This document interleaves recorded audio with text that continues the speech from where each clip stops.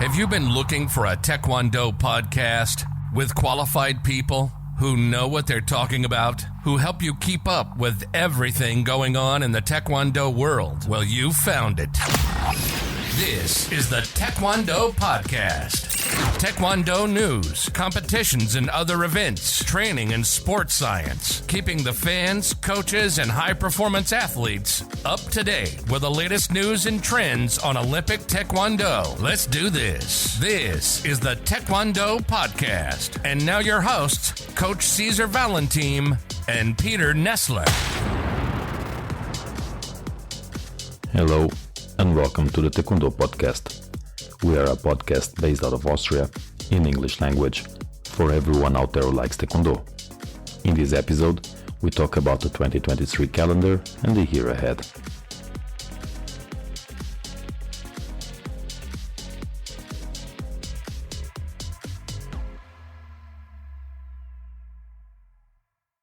Welcome to our podcast. I'm Coach César Valentim, and this week I talk about the upcoming competition season.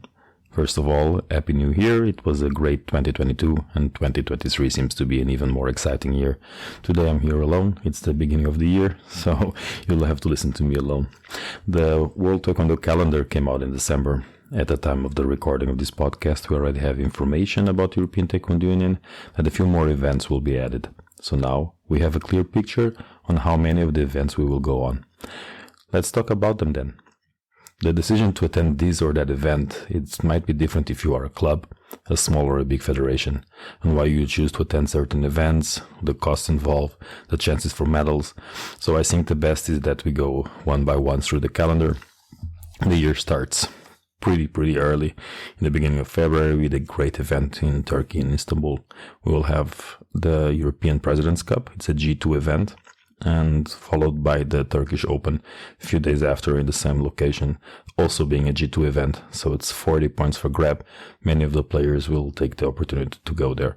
And that's something that it's changing in this year. It's that World Taekwondo imposed that the continental unions don't make so many events, so that there's a more even distribution between the continents. You cannot have more than 20 events in Europe and having only half a dozen in the other regions of the world. It's not fair for the travel costs of the players. That is most of the times limiting the participation of these events and the chance for them getting medals and getting ranking points so that they get seeded at the bigger events.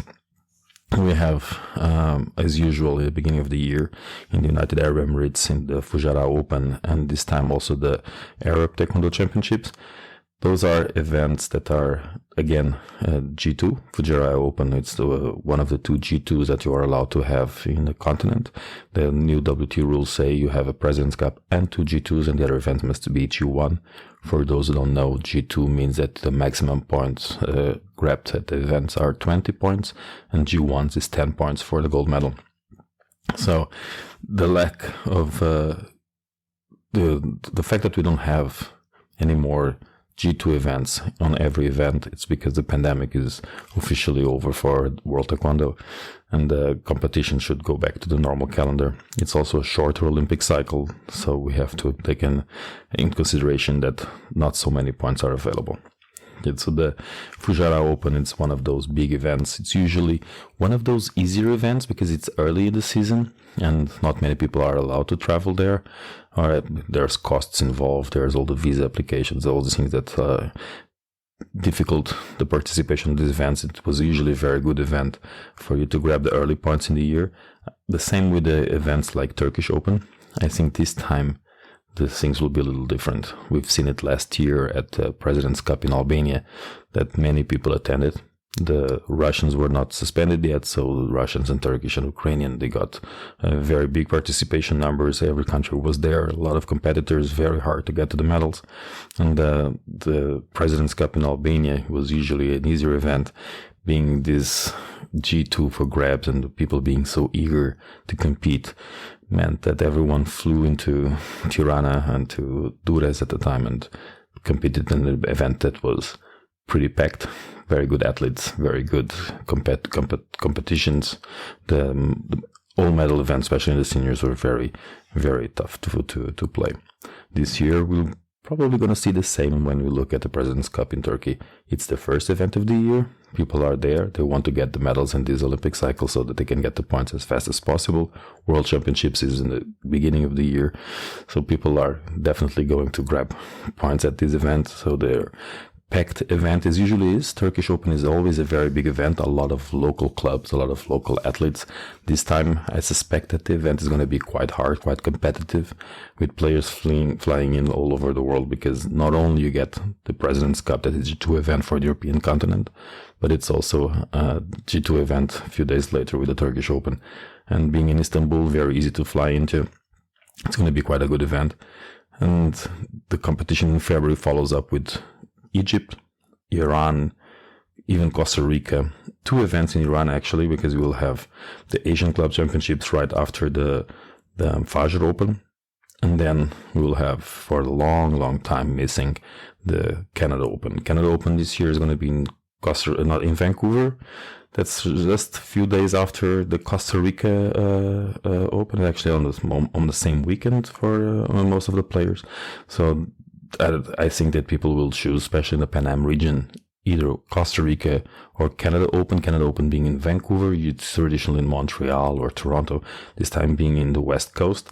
So very far away from Costa Rica. Very good opportunity for the Pan American teams. They will have the possibility either to go to Central America or to go to North America for points. And the Europeans will have a second chance after Istanbul to go to the Ljubljana, to the Slovenia Open. Slovenia Open is usually later in the year. It's good that they have them now in February. It's going to be, for most teams that are on a budget, a good possibility, since Turkey, it's a long event. It's a G2 event. It's probably going to be a little harder. It's a matter of which teams decide to go both or just one of those. There's at least that option to go there. And it finishes the calendar for February with a very, very packed opportunities for all the continents.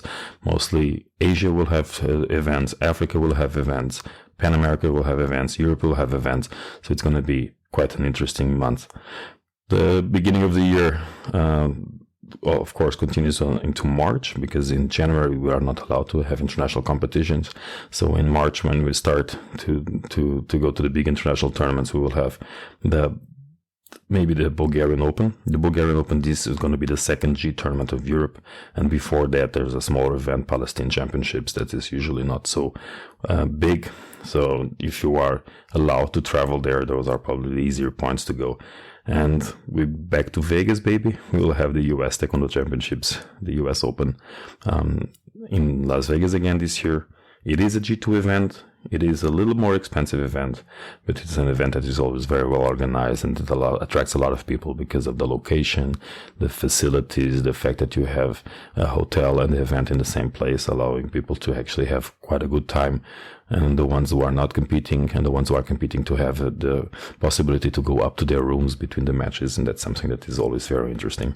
The President's Cup in Asia is right after the Palestine Open.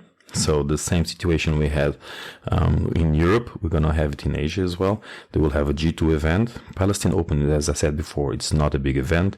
The fact that you have the President's Cup right after might actually attract some more people to that event. In Europe, we continue with a few more games. We will have the Belgium and the Dutch Open right after each other. So first we'll have in Eindhoven the Dutch Open, followed a week later by Belgium. They've been doing that for years. It's kind of a cycle that a circuit that the players can do. They can do one event, spend a few days in the same location, and 1 hour drive, you will have the second event. Belgian Open being a G2 event. So a very well organized event, very well attended event throughout the years. This year probably attracting a lot of people. In Africa, we'll also have in Equatorial Guinea, the Malato Africa Central Zone Open. It's quite an interesting event. I think I never went to an event in Equatorial Guinea, and I've never heard of many events over there. Usually there's Senegal Open and other events like Gorilla Open that's also happening later in the year in Rwanda, in Kigali. But the Equatorial Guinea is definitely going to be an interesting event. March still has events that are not the normal G Opens. We will also have the qualification for the World Taekwondo Grand Slam Series, again in China, in Wuxi.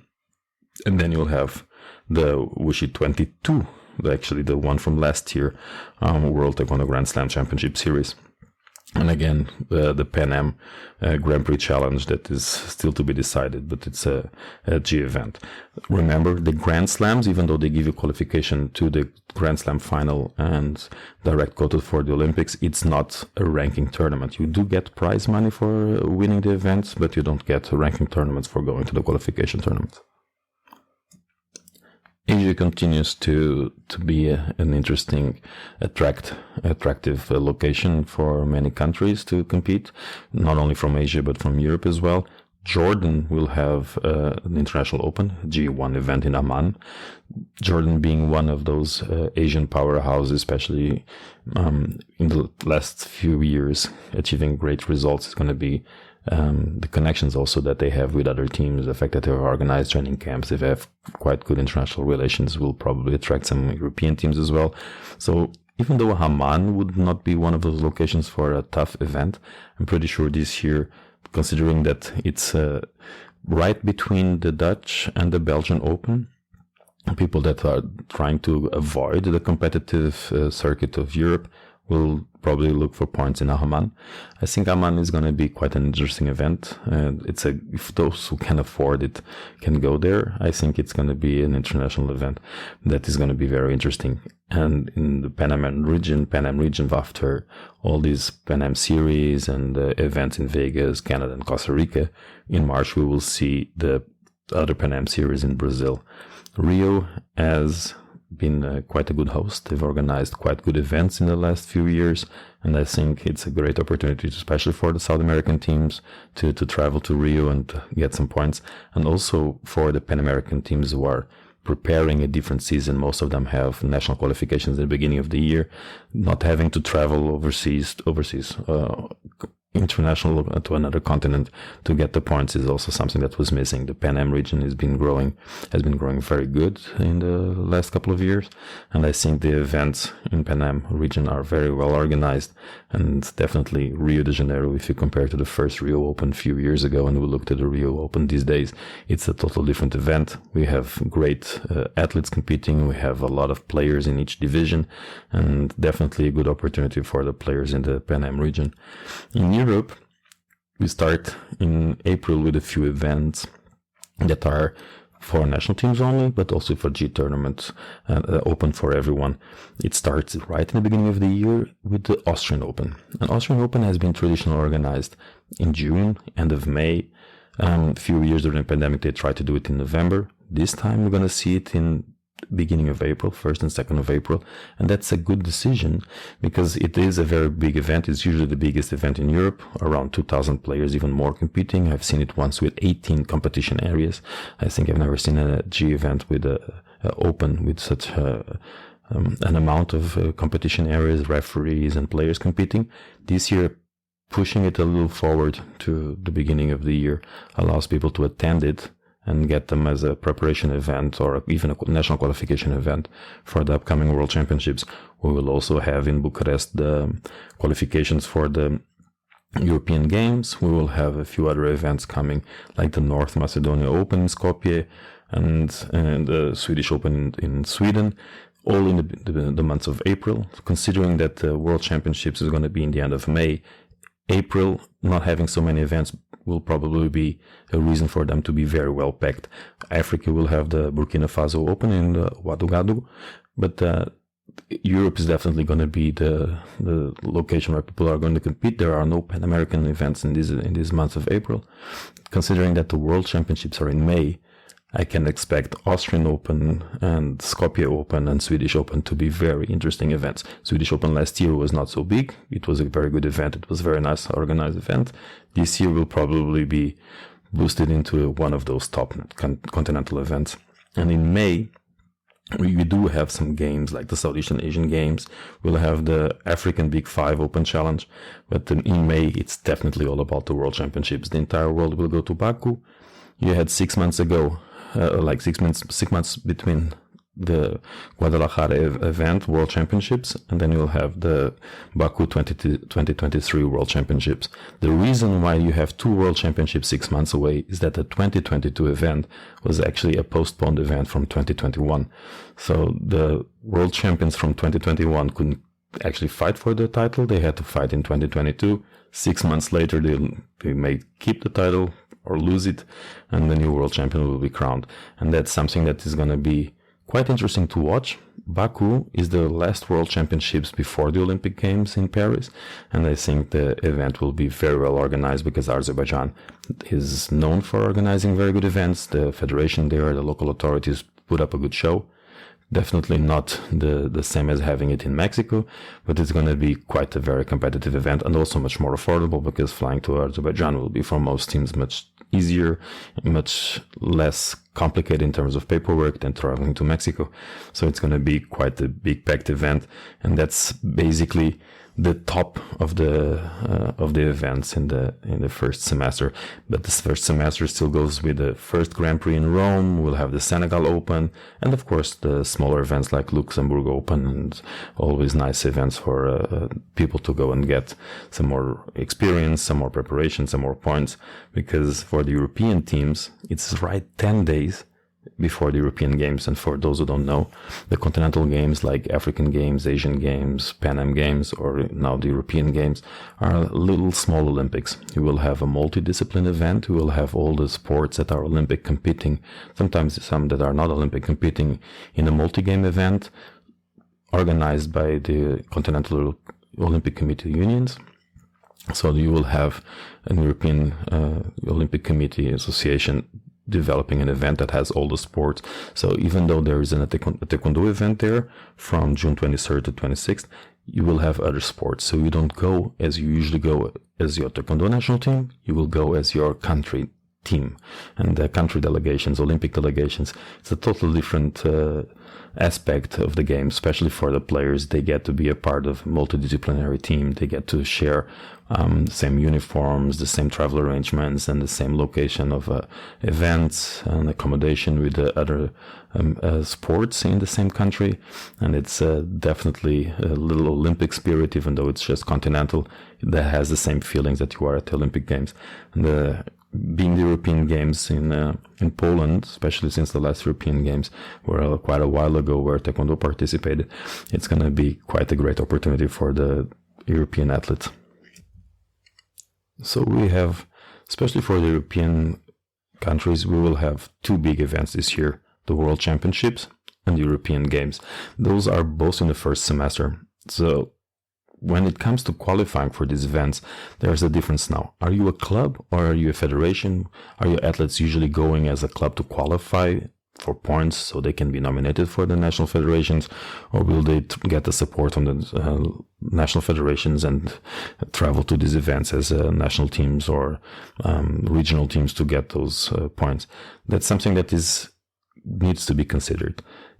Me as a club, I focus most on the high performance team, budgeted and paid mostly by ourselves. So when you have to travel to events, you have to decide which events will be more affordable. And since you have two events that need to get a national team support, like the World Championships or the European Games, where you have to either qualify directly by the December 22 ranking or get yourself nominated for the qualification event in April, the fact that you need to get those national criteria filled before April. And I imagine that most countries will do the same for the World Championships. So when we look at the first semester, and we have all these events in February and March, there's not much room for the players to go and play and decide only one event a month or just not this month. I think those countries where the national team is not solid, is not defined in the end of the last year or in the beginning of the year in a national tournament, that they need to go after points and go after ranking points for the qualifications and to fill out criteria. The events in February and March are very important. Turkey, we mentioned before, 2G tournaments, G2 after each other. And we have a few other events in other continents that are the same, like the Palestine Open. How will the countries, how will the clubs decide where to go? Should we decide with national team qualification or criteria in the beginning of the year? For sure. I think being a little freak when it comes to organization, I think that the earlier we define those criteria, the earlier we set up the deadlines to achieve those criteria, the easier it is for the trainers to prepare the athletes. We have to make sure that they are in peak performance, especially the European athletes, at 2 events with too little time spent between them. So the preparation of the players has to be for those events to be achieve high performance, but they also have to be in peak performance on the qualification events. So how do you plan the athletes? You have to plan them to peak several times a year. They have February and March where they need to bring the results. And then you will have May and June where they have to produce the results as well for the national teams. So in terms of coaching, in terms of periodization, in terms of planning, it's definitely going to be a very interesting semester. Not that the second semester is not going to be interesting as well, but the first one is definitely a rush. It's definitely a headache for strength and conditioning coaches, for the Taekwondo technical coaches, to achieve peak performance so often, or to keep a peak performance for so long that they have peak performance during February and March, and then again peak performance between May and June. And that's one of the things that intrigues me about the planning, about this calendar, at the point that we are almost working like soccer players or NFL players, that you have to keep the high performance throughout the season. And we know that it's not possible. You will have ups and downs. You will have undulating peaks. And the thing that you have to understand when we work with this, especially when the people put out the calendars out there, and some of them are uncontrollable. The World Taekwondo cannot control the continental games or the Olympic Games cycle, but their national calendar should be taking that into consideration. And the National Federation should probably think, what is important? Is it to qualify the athletes so shortly before the events to give opportunity to everyone to qualify, or to prepare the calendars way ahead so that the qualification for these events is done 6 months before? And again, if I'm the federation, how can I know that the athlete that qualified 6 months ago is still in peak performance when the event comes? So the entire puzzle of having a calendar, it's not only about which events to go, how to budget the events, how to budget your team, how to take the vacations from school or from work, but also how to keep your athletes, and most important, how to keep your athletes in peak performance for those events. That's something that needs to be discussed. Probably you can go to our Instagram or Facebook and leave a comment there. So before moving to the second semester, we've noticed on social media that the European Taekwondo Union came with some additional tournaments for the first semester.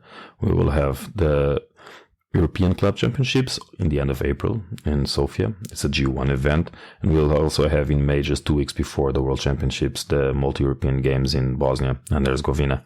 Those events for the first semester will, okay, of course, there's also the European Master Championships, but those are not the typical athletes pool event. We'll have extra 2 events that are G1 events, and they're probably already, as I mentioned before, out of the qualification span for the big World and European Games.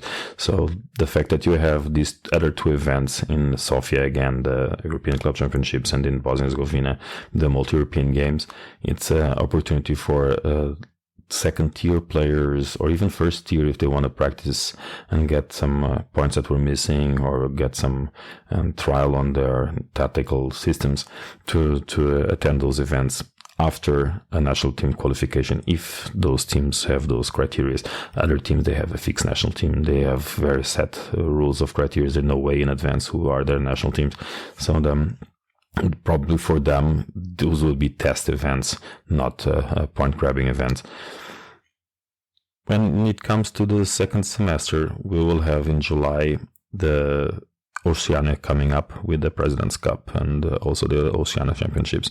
We'll also have the Australian Open, everything happening after each other in Brisbane right in the beginning of July. And then we go back to Africa, to what we mentioned before, to the Gorilla Open. We will have again Korea, the Grand Prix Challenge, an interesting event because the Grand Prix Challenge allows the medalists or the finalists to qualify for the regular Grand Prix. Last year we had China and Korea competing and bringing some surprises to the Manchester Grand Prix, so I think most of the teams will be paying attention to this event and try to budget it also on their schedule. It is in July, so it is last competition before the most countries take a summer vacation, start doing the camps, and except for the university athletes that will compete later in August and end of July in the University World Games, the World University Games, the competition teams that will have the budget and the opportunity to try and get medals at the Grand Prix Open Challenge, they will definitely travel to Korea this time and try to get their athletes into the Grand Prix series. The August is quite rest time in Europe and North America.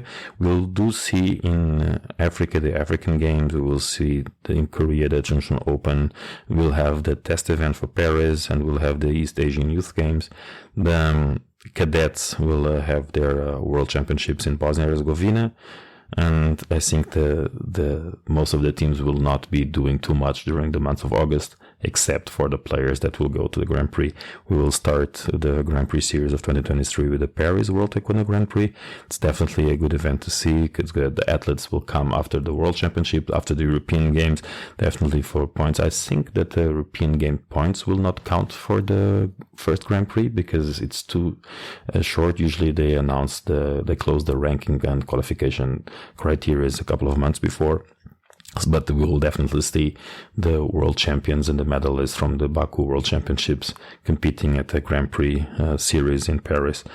September, it's when everything starts again, and we will see, as usual, the Polish Open being the first of the events, and followed by in Europe by the Montenegro Open, having the in Albania Open in the end of September, but also seeing in Asia and in Pan American region other events. We'll see the Beirut Open.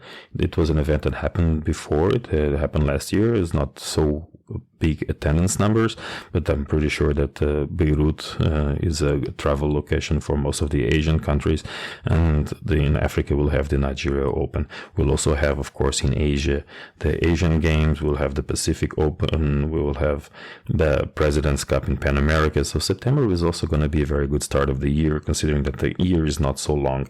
We'll have in November literally no events except the Asian Taekwondo Open Championships. But October we will have in China the Belt and Road Shanghai China Open. We will have the World Combat Games in Riyadh. Let's see if we're going to have it, because they dismantled the ASF, so the Association of International Summer Sports Federation, that is usually responsible for organizing this event. And in Pan Am region we'll have the Santiago Open in Chile.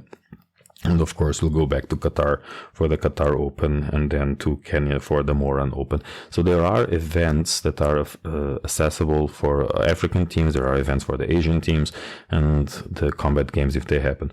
There's also some events that we still don't know if they're going to happen or not. Those are like the Women's World Championships, this World Women's Open. We had the first edition in Riyadh a couple of years ago. This last year we didn't have it.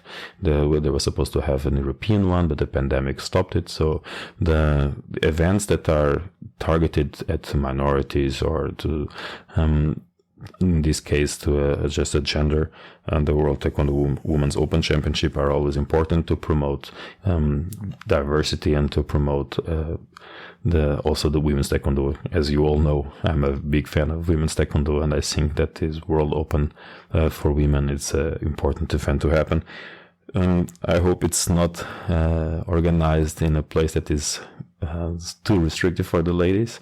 I hope that it's in a democratic country and that people can get access to the event, and that the event is also streamed online, so we can follow up from the comfort of our homes or our gyms what is happening at these World Championships.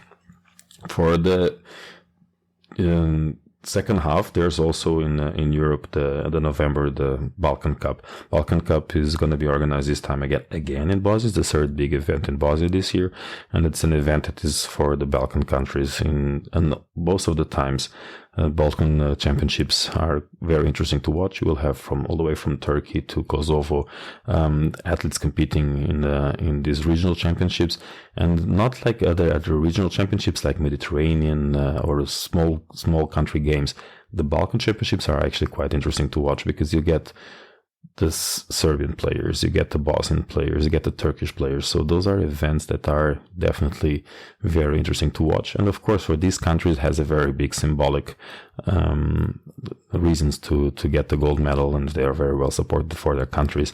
So the Balkan Championships is something to be, if you like Taekwondo, if you like to watch Taekwondo, and I guess you like it because you're listening to a Taekwondo podcast where a guy is talking to the microphone for 1 hour. I think it's an event that you will definitely like to go and watch.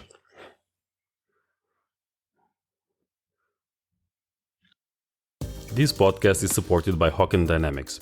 Hawken Dynamics believes that technology is most useful when it stays out of your way. That's why Hawken developed the world's first wireless force plate system with extreme usability. It is the quickest, easiest to use, and most robust solution on the market. It is trusted by all sports organizations, large and small, as well as tactical, military, and rehabilitation environments around the globe. It's force testing in the palm of your hand. Here at Wien Taekwondo Center, we use Hawken Dynamics to test and monitor our team. The cloud-based platform allows us to access data and publish a variety of reports on the go. My favorites are trend reports and, of course, weight reports, where I can monitor different metrics to view progress and identify performance indicators, or to compare weights to a baseline data range. I use it on a daily basis to identify readiness. A simple jumping test takes me less than a minute to assess the entire team. Having my own Hawken Dynamics force plates allows me to test reactive strengths, maximum strengths, rate of force development, asymmetry, and so much more. The real-time feedback on the app is useful not only for testing, but as a training tool, making it more accurate and at the same time more engaging for the athletes. If you are interested in learning more about Hawken Dynamics or getting your own, the team can be reached at info@hawkendynamics.com or on Instagram or Twitter @HawkenDynamics. This podcast is sponsored by First Beat Sports. First Beat Sports combines the most comprehensive analytics in team sports with a customizable interface to support real-time monitoring, recovery monitoring, performance management, and much more. The result? Data-driven decisions that support your athletes and team training, recovery, and performance goals. First Beat Sports is trusted by professionals.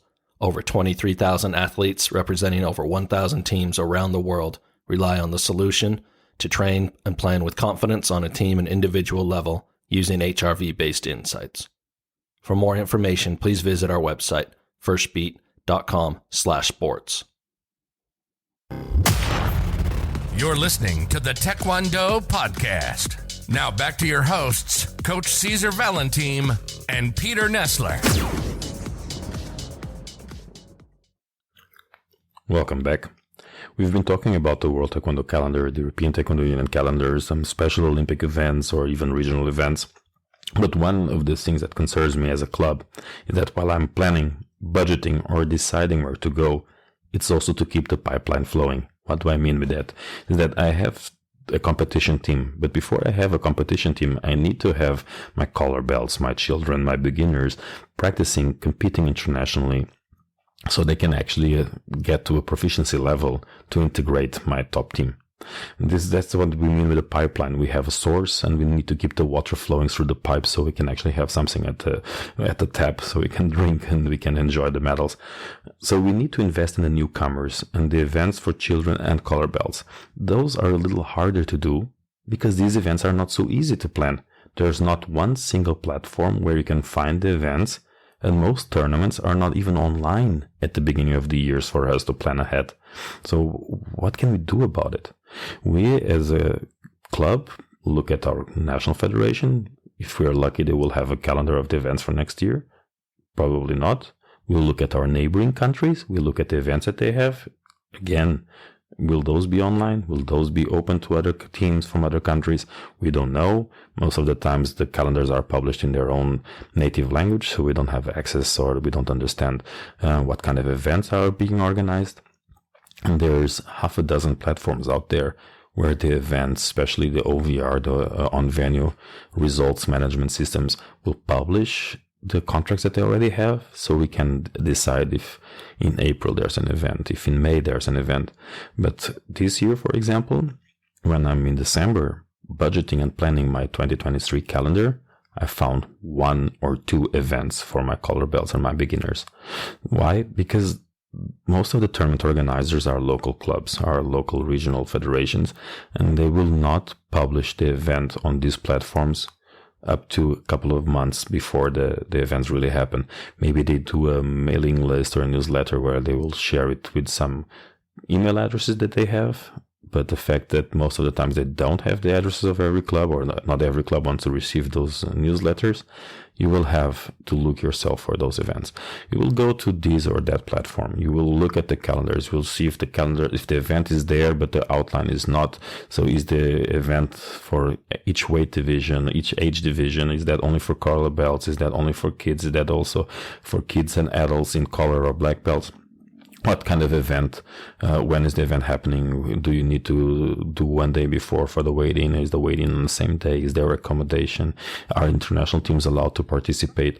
So the complexity as a club to plan a year ahead, and it's different. We have a World Taekwondo Calendar. We know our top teams, where they have to go. We can budget, we can schedule, we can plan in advance, we can do the training planning so that they will be in performance on those events. The players know it, but what about the others? What about the beginners? What about the color belts? When will they have access to the same planning? When will is there a way do we have a platform with all the events? Don't we have to go and look for 4, 5, 6, 7, and sometimes there's platforms we don't even know about, where the events are being hosted, where the events are being announced? I think that's something that we can leave it out there for the continental unions. Maybe, even if they're not events organized or recognized by the continental unions, either the continental unions, or someone else, would you please come out with a platform where everything could be seen? Would you please come out with a website, or even a social media page where all the events that are not, they don't need to be recognized, don't have to have a quality certification, but where the calendar is posted, where you can look at the event calendar and then try to decide which events to go, budget, plan them, register for these events without having to look for thousands of different sites and pages and contacting this and that club or this and that federation to see what they have. So that's something that I was concerned about, because again, keeping the pipeline flowing, we need to invest in our beginners, we need to invest in our children, we need to invest in those classes that are not competing at G tournaments. And I know it's a little bit out of the scope of this podcast that focus on high performance, but we will not have high performance if we don't invest in our beginners. So it was a pleasure being here with you and everyone that is listening out there. This was the Taekwondo Podcast. If you haven't already, listen to our other episodes that are available wherever you listen to your podcasts. We are releasing new episodes every Tuesday. Stay tuned, subscribe to the podcast, leave us a positive review, and share it with your friends. See you next time. You've been listening to the Taekwondo Podcast, keeping the fans, coaches, and high-performance athletes up to date with the latest news and trends on Olympic Taekwondo. Your host, Coach César Valentim, has almost 20 years of experience with high-performance Taekwondo and has worked all around the world as a Taekwondo trainer. Peter Nessler has been teaching Taekwondo for more than 20 years, and he's currently one of the top referees in Europe.